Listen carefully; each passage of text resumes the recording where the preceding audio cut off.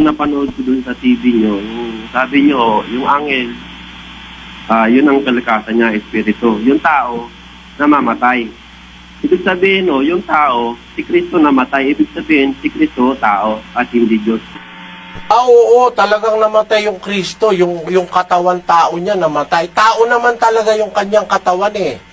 Basahin natin yung Gs ng Hebreo, versikulo 5.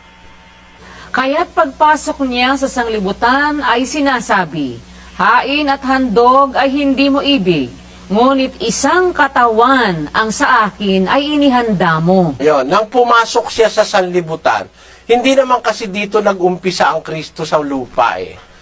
Pumasok lang siya rito, galing siya sa langit. Basahin natin ang 6:38 ng Juan.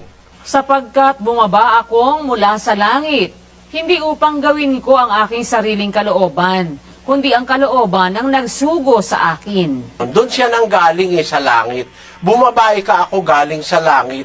Hindi para gawin ko ang kalooban ko, kundi yung kalooban ng nagsugo sa akin. Yun yung Ama. Ngayon, pagpasok niya rito, bumaba siya sa langit, pagpasok niya sa sanlibutan, sinabi niya, hain at handog ay hindi mo ibig. Ngunit isang katawan ang sa akin ay inihanda mo. So pagpasok niya sa sanlibutan, ipinaghanda siya ng Diyos ng isang katawan. Anong klaseng katawan yon? Kasi galing siya sa langit, hindi siya maiintindihan kundi siya maglalagay ng katawan. Masama naman yung magsasalita siya bilang espiritu, baka matakot ka, magtakbuhan pa ang mga tao. Nagsalita siya halimbawa sa isa may puno ng mangga, baka akalain ng tao yung puno ng mangga nagsasalita. Hali kayo, mga pinagpala ng aking Ama. Puno ng mangga yun, nandun siya. Baka hindi ka maniwala dahil puno ng mangga yun. O kaya baka natabi siya sa isang kalabaw, magtatakbo ka kung magsalita yung kalabaw. Kaya yung anak ng Diyos na espiritu, nang pumasok sa sanlibutan, ipinaghanda ng Diyos ng isang katawan. Sabi ng Biblia, isang katawan ang sa akin ay inihanda mo. Anong katawan yon? 1:14 ng Juan. At nagkatawang tao ang berbo at tumahan sa gitna natin. At nakita namin ang kanyang kaluwalhatian.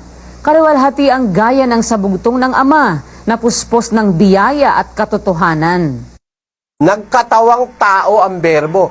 So yung katawan niya, tao talaga yun kapatid.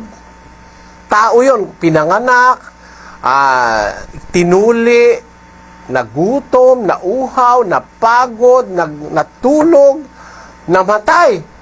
Tao talaga yung katawan. Pero yung nasa loob ng katawan, ba hindi tao yun, galing sa langit yun kapatid. Parang ganito, no? Halimbawa, may hawak ako, isang basong inumin. Di iinom na ako. Ang iinumin ko, yung nasa loob, hindi ko iinumin yung baso. Mahihirinan ako pag ininom ko yung baso. Parang ganon. Ang baso, katawang tao. Yung nasa loob ng baso, tubig, yun ang inumin. Ganon din ang Kristo. Yung Kristo, espiritu yun, anak ng Diyos yun.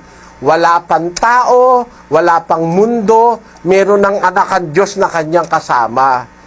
Nung isugo niya sa lupa, ipinaghanda niya ng isang katawan, yung katawan na inihanda, katawang tao, hindi katawang kalabaw, hindi katawang unggo, hindi katawang ahas, hindi katawang ibon, kundi katawang tao.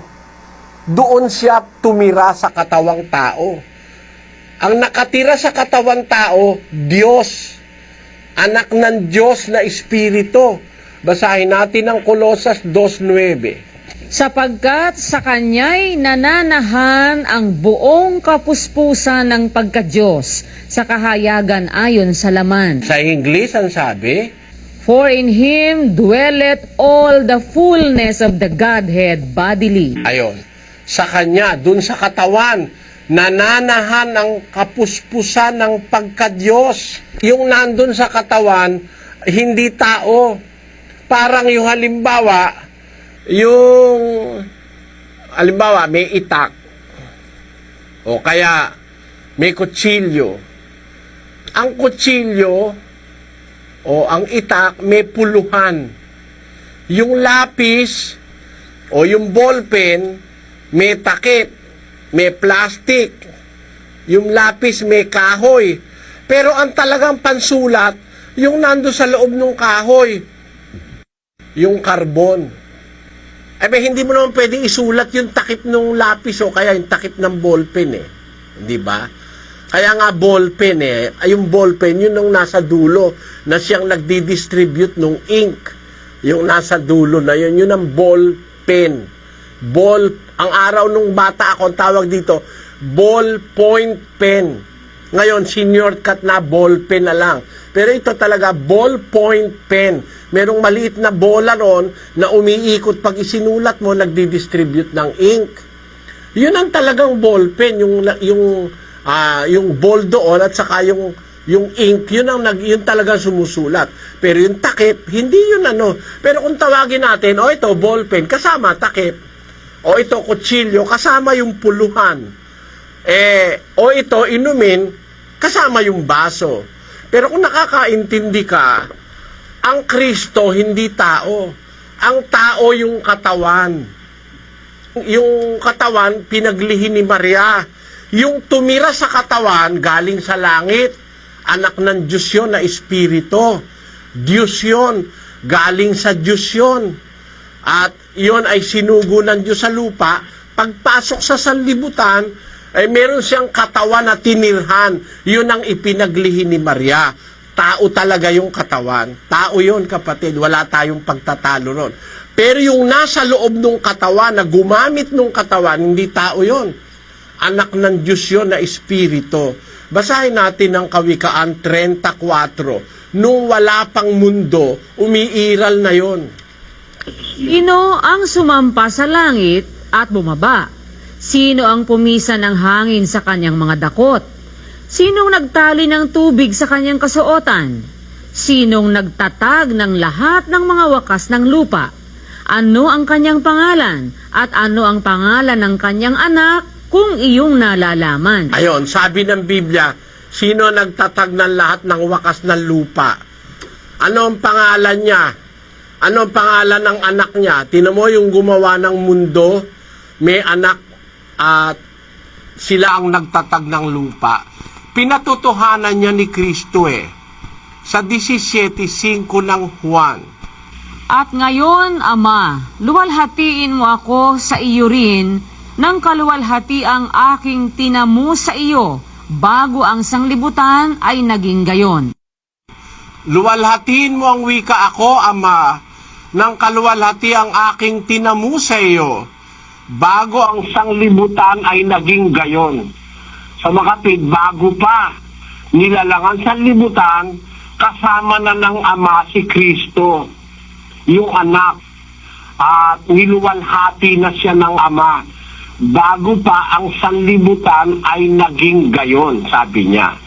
Nabuhay siya, umiral siya, bago pa nagawa ang sanlibutan. Si Kristo raw, nag-umpisa lang umiral nung ipaglihi ni Maria. Mali yun, kapatid.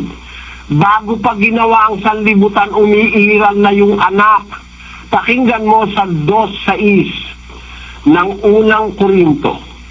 Gayon man ay nangagsasalita kami ng karunungan sa mga may gulang. Bagaman hindi ng karunungan ng sanglibutang ito o ng mga may kapangyarihan sa sanglibutang ito, na ang mga ito'y nangauuwi sa wala, kundi sinasalita namin ang karunungan ng Diyos sa hiwaga, yaong karunungan na itinalaga ng Diyos bago nilalang ang mga sanglibutan sa ikaluluwalhati natin, na hindi napagkilala ng sino mang pinuno sa sanglibutang ito, sapagkat kung nakilala sana nila, ay dising di ipinako sa krus ang Panginoon ng kaluwalhatian. Tamo yung karunungan na hindi nakilala ng mga pinuno ng sanlibutan. Hindi ka ang karunungang itinalaga ng Diyos bago pa nilalangan sanlibutan. So wala pang sanlibutan, nandun na yung karunungan na yun na itinalaga ng Diyos. Na ito hindi ka nakilala ng mga pinuno ng sanlibutan. Kasi kung nakilala nila, di sana nila ipinako ang Panginoon. O kita mo. So yung karunungan na yun na umiiral na bago pa itinatagan sa libutan, yun yung ipinako sa krus ng mga hindi nakakilala sa Kanya. Yan. Kaya si Kristo umiiral na bago pa nilalang ang mundo. Alam mo naman kung saan ang galing ang tao, hindi ba? Ang tao nang galing sa alabok ng lupa. Ito nauna sa mundo. Ang tao galing lang sa alabok ng lupa. Kaya lang nagkatao, meron ng alabok ng lupa.